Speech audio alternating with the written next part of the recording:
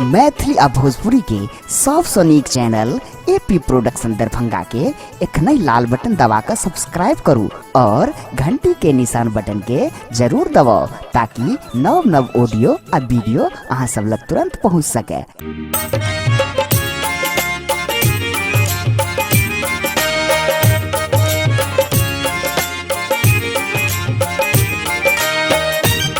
अपने सब सुन रहा छी एपी प्रोडक्शन के प्रस्तुति।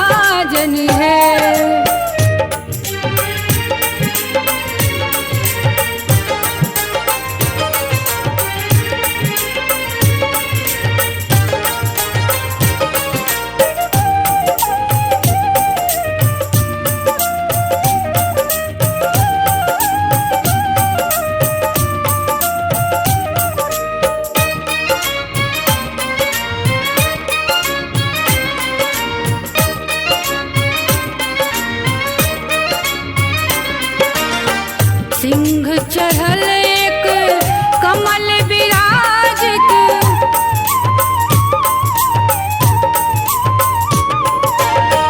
सिंह चढ़ल एक कमल विराजित, ताके ऊपर है मैया ताके ऊपर है, शंख चक्र के धारण देने खप्पर लेने हे मैया खप्पर लेने हे मैया आबि रहल छथि हुनकर नूपुर रुन झुन बाजनि हे मैया आबि रहल छथि हुनकर नूपुर रुन झुन बाजनि हे।